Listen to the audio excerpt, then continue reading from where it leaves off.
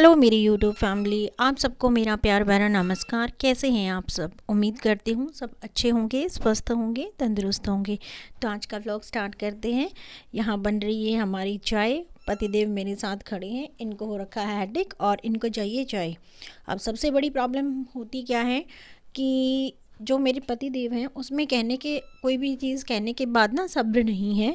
तो इनको बहुत जल्दी थी, इनको ये था कि चाहे जितनी जल्दी इनको मिल जाए उतना ही बेटर है। तो अब देखो, चीज़ें जब हम बनाते हैं तो थोड़ा समय तो लगता ही है, लेकिन क्या करें। अब किस किस को समझाएं कि जो गैस का फ्लेम है वो बहुत तेज़ नहीं चल सकता है, वो अपने हिसाब से ही चलेगा, चाहे किसी को जल्दी हो चाहे ना हो। तो यहाँ पर मेरी चाय रेडी हो रही है।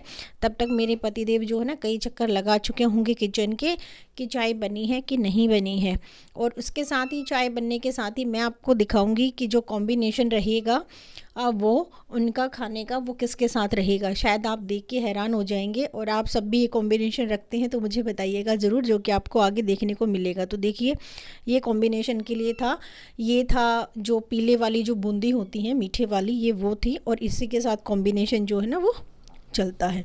तो यहाँ पर जब तक मेरी चाय बन रही है तब तक जैसे कि रूटीन में होता क्या है कि हम एक चीज़ के ऊपर नहीं रुक सकते, बहुत सारी चीज़ें साथ साथ चलती रहती। तो यहाँ पर जो बॉटल्स वगैरह थी बच्चों की, मैंने वॉश करके स्कूल से आने के बाद वाटर बॉटल वगैरह लंच बॉक्स जैसे रख दिए थे।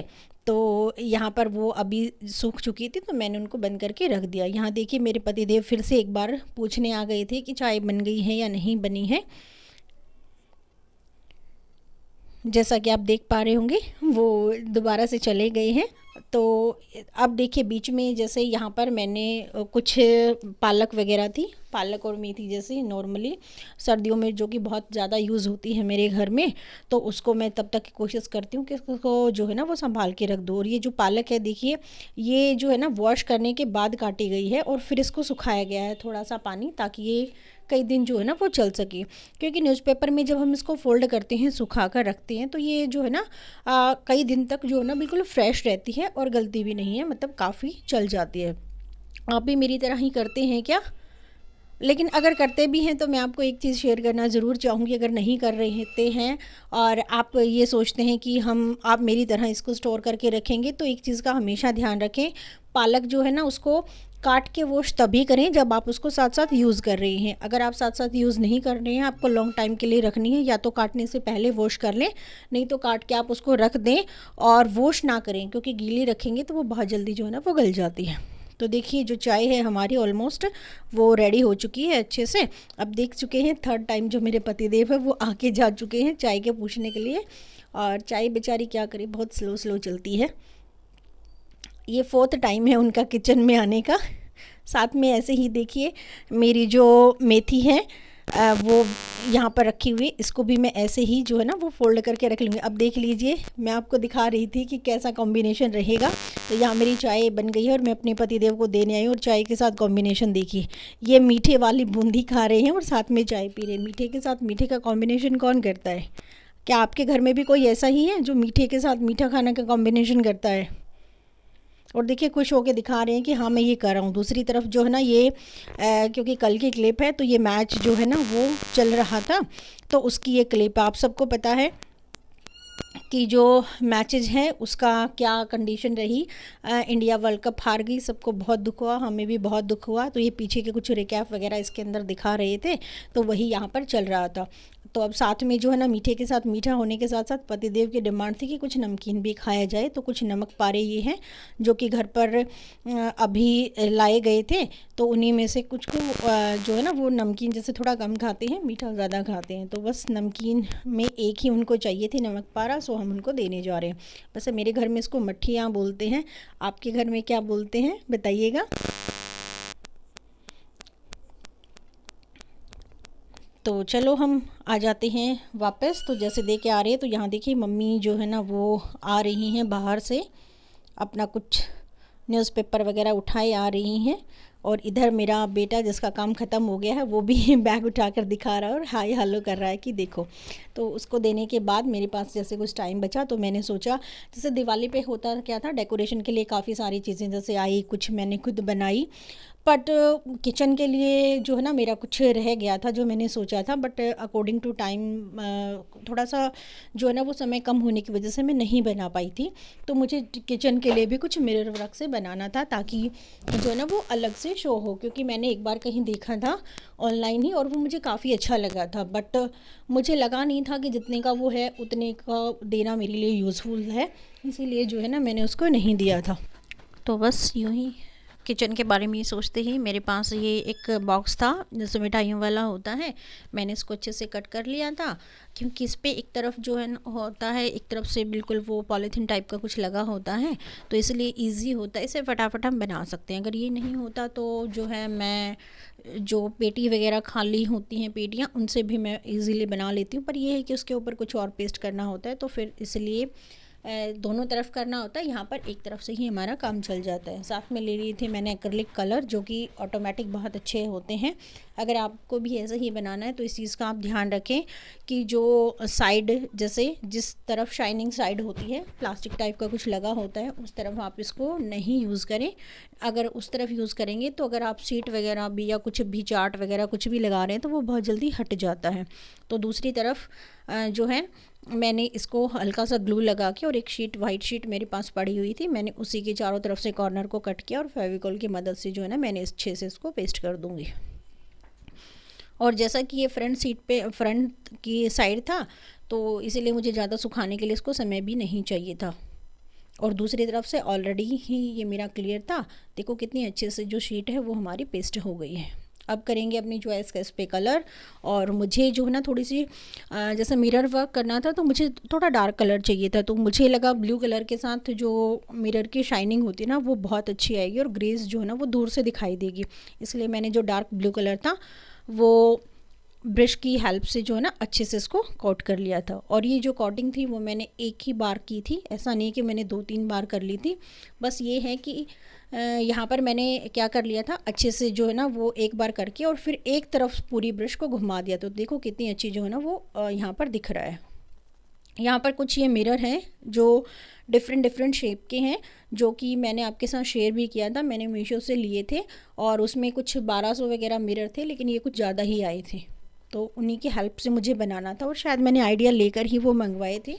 बट वही है कि जैसे मैंने आपके साथ शेयर किया था कि उस टाइम मुझे इतना समय नहीं मिल पाया कि मैं इन सारी चीज़ों को प्रिपेयर कर लूँ, क्योंकि देखो अपना घर होता है, अपने घर में तो आप पूरे साल ही डेकोरेशन करते हैं, कुछ ना कुछ करते रहते, तो जब जागे तभी सवेरा। मैं तो ये मानती हूँ कि अब मुझे समय मिला तो सोचा थोड़ा सा भी कर देते हैं। तो यहाँ पर मेरे पास ये फैब्रिक ग्लू थी, इसकी हेल्प से जो है ना मैं इनको अच्छे से जो मिरर है उनको लगा दूँगी। और ये जो है ना वो ट्रायंगल शेप के मिरर थे छोटे साइज़ के, जो मैं यहाँ पर लगा रही हूँ। साथ में जो मेरी बेटी है वो भी आ गई थी थोड़ी सी हेल्प करने के लिए, उसने बहुत स्लो लगाई वैसे तो, क्योंकि बच्ची है उसको ये था कि कहीं हाथ में ना लग जाए, लेकिन थोड़ी सी जैसे जो है ना उसने मेरी हेल्प कर दी थी। एक साइड से जो ना उसने कंप्लीट कवर कर दिया था। और बच्चों को भी ऐसे काम करने में बहुत मज़ा आता है, उनको ये रहता है कि हाँ जैसा भी हो सके हम चाहे थोड़ी सी हेल्प करें लेकिन कर लें, क्योंकि उनको फिर हमेशा ये रहता है जब चीज़ों को देखते कि इसको तो मैंने बनवाया था, तो वो देखकर भी खुश बहुत रहते हैं। तो यहाँ देखिए कैसे जो है ना मैंने जैसे एक तरफ जो फैब्रिक ग्लू थी उसको लगा दिया था और ये अच्छे से काम कर रहा है। और फैब्रिक ग्लू से जो है ना मैंने एक पिलो कवर भी बनाया था। फैब्रिक ग्लू बहुत अच्छी रहती है।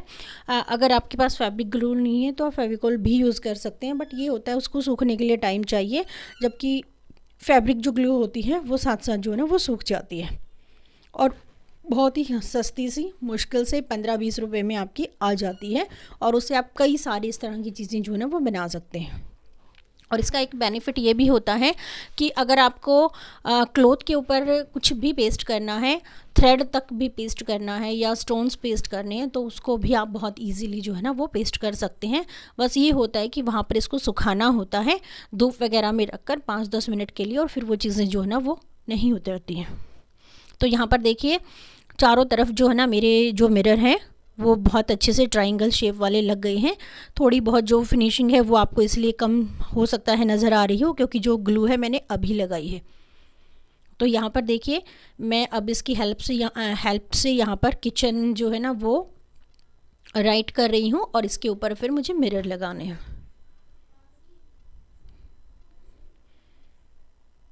और इसके ऊपर मैंने कोई पेंसिल वेंसिल कुछ यूज़ नहीं किया है, नॉर्मली ऐसे ही मैं सीधा ही यूज़ कर रही हूँ। अगर आपको लिखने में प्रॉब्लम है या फिर कुछ आपको लग रहा है नहीं स्पेस कंप्लीट हो पाएगा या कुछ और रीज़न है, तो आप जो है ना वो पेंसिल वगैरह से यहाँ पर पहले से ही इसको ड्रॉ कर सकते हैं। तो यहाँ पर देखिए मैंने फैब्रिक ग्लू से इसको अच्छे से लिख दिया है। और ये यहाँ पर दूसरे जो डिज़ाइन के मिरर थे, जैसे ड्रॉप होती हैं वैसे ही कुछ टाइप के मिरर थे। ये इससे थोड़े से ट्रायंगल से हल्के से बड़े थे, जैसे कि आप देख पा रहे हैं। यहाँ थोड़ा क्लोज से मैंने आपको दिखाने की कोशिश की है। इनको हम लगाएंगे यहाँ पर। और सच कहूँ ना तो इसको बनाने में मुझे 10 से 15 मिनट मुश्किल से लगी, इंक्लूडिंग कटिंग, कलरिंग वगैरह सब कुछ। और देखिए ये जो किचन है वो कितनी अच्छी शाइनिंग दे रहा है और बहुत अच्छा लग रहा है। अब इसका फाइनल और भी कुछ करना बाकी है, तो थोड़ी सी डेकोरेशन और कर लेते हैं इसमें। और जब ये दूर से लगेगा ना तो सच में बहुत सुंदर लगेगा, दिखाई देगा मतलब दूर से। और जब इस पे इवनिंग टाइम में जब लाइट गिरती है तो इसकी लुक देखते ही बनती है।